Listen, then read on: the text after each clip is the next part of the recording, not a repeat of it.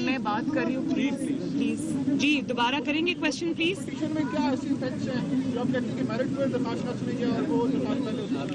نہیں میں نے یہ بالکل نہیں کہا کہ میرٹس پہ درخواست نہ سنی جائے. میرے تو ماشاءاللہ کیس کے میرٹس میرے بہت اسٹرانگ ہیں, لیکن جو بات میں نے آج کورٹ میں کہی ہے وہ یہ ہے کہ میرٹس پہ بحث ہونے سے پہلے, میرٹس کو ڈسکس کرنے سے پہلے میں ایک بہت ضروری درخواست ایک دینا چاہتی ہوں اس بینچ کے سامنے, جو اس کیس کا پورا کچا چٹھا کھول کر قوم کے سامنے رکھ دے گا کہ یہ کیس کیسے بنایا گیا مجھ پر, اس کے پیچھے کیا تھا, کیا محرکات تھے, کون تھا اس کے پیچھے اور کیا کرنا چاہتا تھا اور کیسے وہ کامیاب ہوا.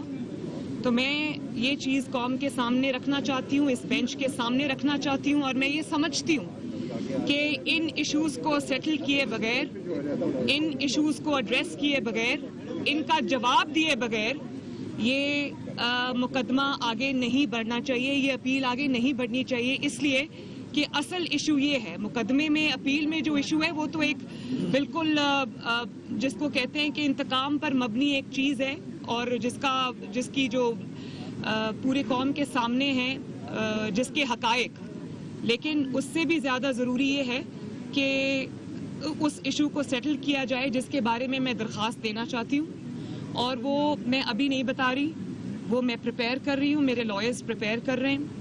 اسی کے لیے میں نے آج ٹائم مانگا ہے.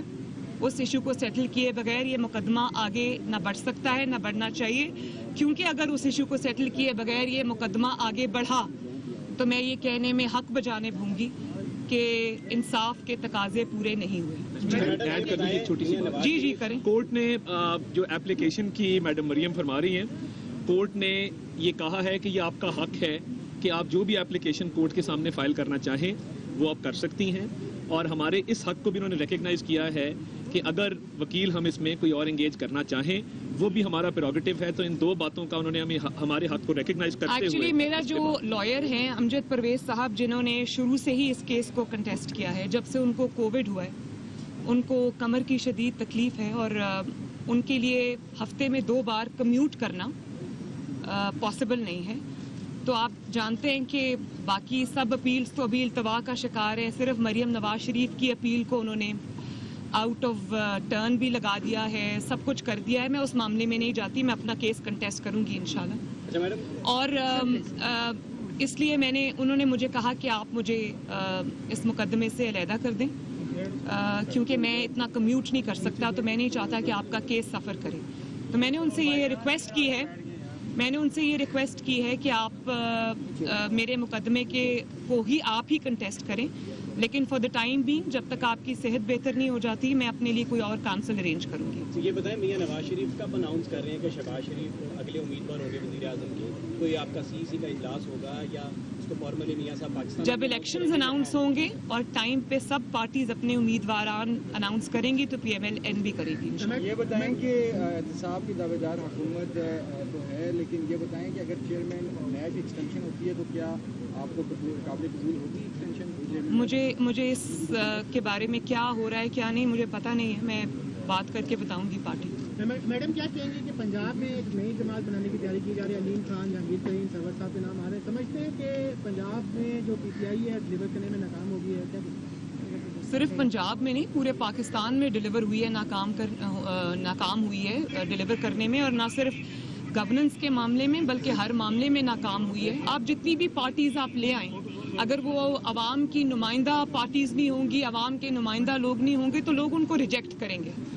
جی میڈم, کیا افغانستان میں طالبان کی حکومت کو تسلیم کرنا چاہیے پاکستان کو؟ دیکھیں, پاکستان کو جو کرنا چاہیے نا وہ یہ کرنا چاہیے کہ جو افغان